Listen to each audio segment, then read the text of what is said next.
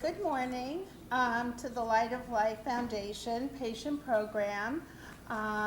It is wonderful to have many of the patients sitting in our auditorium today. And we also welcome, for the first time, we're doing a live feed to our patient group of over 4,000 patients in our Light of Life community online.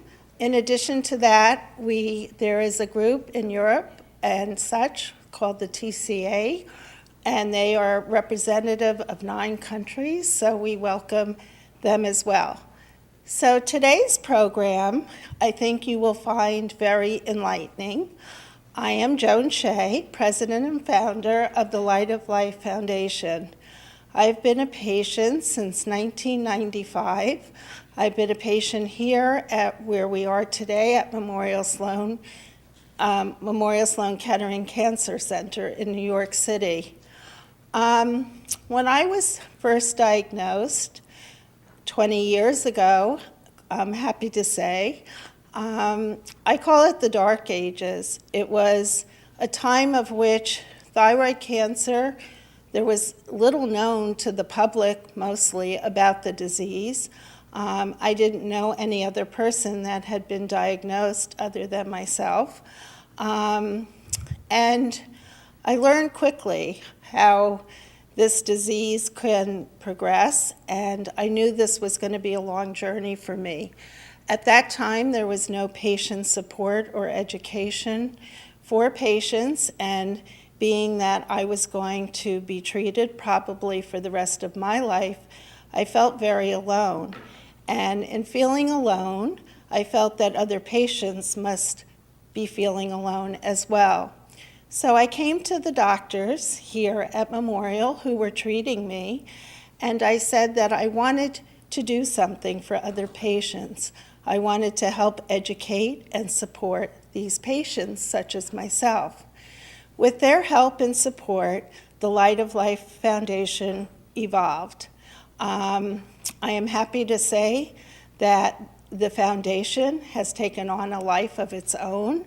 We've brought public awareness, major public awareness, for 6 years to this disease. And we brought support groups, and we've developed, as I said, our online support group. We have a fellowship program, which we support a fellow each year, not only here at Memorial Sloan Kettering, but also we have given partial support at UPenn Medical Center as well. Excuse me. In addition to that, we have an honorary award, and each year we recognize a physician throughout the world for their dedication and their excellence in treating thyroid cancer. Excuse me. So we wear many hats, but our most important hat is to educate and support you, the patients. Today's program is for me, very enlightening, because I would say this year, or in the last year or two, there have been major breakthroughs that have now helped new drugs and testing come available to you as thyroid cancer patients.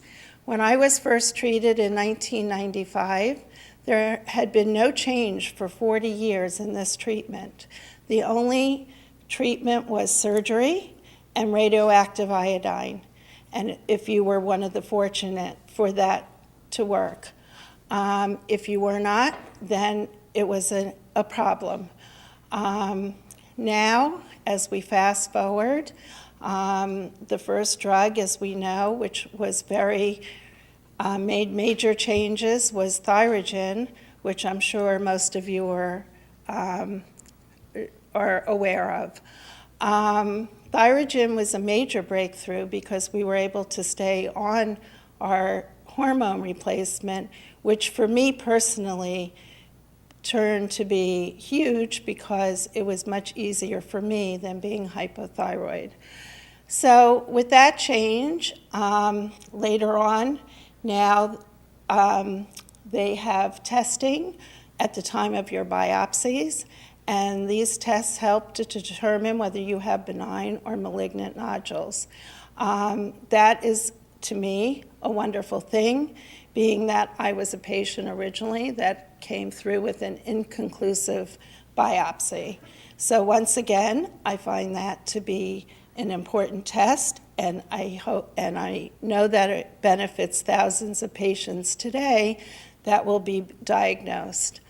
In addition to that, we have other drugs that some of you may be aware of that are helping patients who do not uptake radioactive iodine. So we're very excited about that because that takes in a large number of patients who were in need of something. So we're excited. So as you can see, the thyroid cancer world is changing every day. And more than that, the rate of incidence has risen tremendously. I think, if I'm correct, in 1995 when I was diagnosed, there may have been 17,000 cases a year. Today, there's 62,000 cases. So as we know, and we can see by the numbers, the rate of incidence is totally on the rise. People want, and the first question they ask is, why is this occurring? But honestly, we don't really know why. I can like to say that people now are aware of the disease where they weren't. Hopefully people, when they're going to their physicians, are having their necks checked and understanding the importance of having a neck check. That has been a very important mission here at the Light of Life Foundation to educate the public on that. Ultrasound is much better today.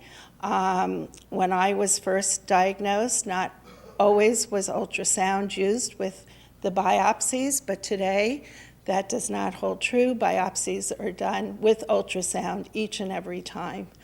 So there's also incidental findings. If you're at the doctor and you're being checked for other situations, sometimes the physician will say to you, I feel a nodule. So upon feeling the nodule, then the investigation starts.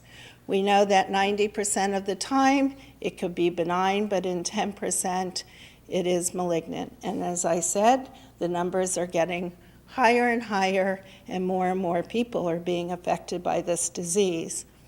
Today will be a great day because we have physicians who are what I consider, and in the thyroid cancer world, are considered the major thought leaders. They are the physicians, along with other physicians throughout the world, other thought leaders such as themselves, who come together and work very hard on research and following their patients to come up with the best possible treatments for us. And I feel honored because my team and the team that has always been here to support the Light of Life all through the 20 years I've been involved have come today on a Saturday to talk and to teach and to educate us on what some of the new protocols are that are being used today. So I am very excited that we have the team that will be here to speak to you. I hope you leave today with more information and additional support. And I would like to move forward now with our program. And I thank you for being here.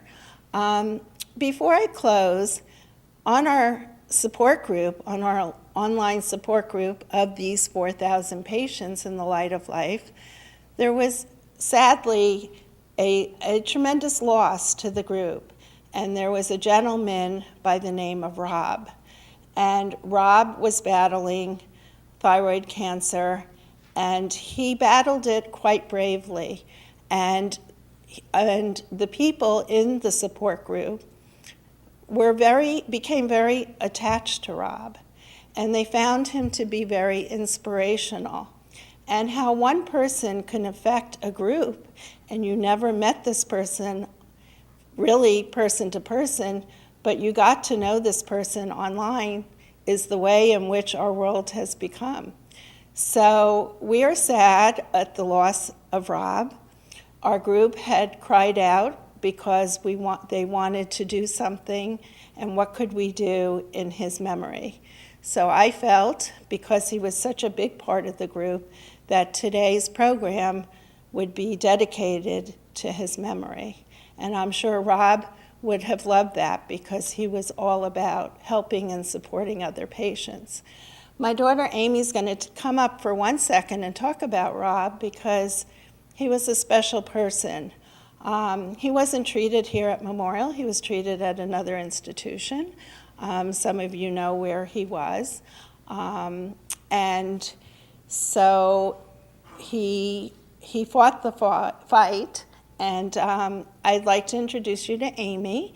Some of you do not know Amy, and some of you in the group are very familiar with who Amy is, because she actually runs the support group online.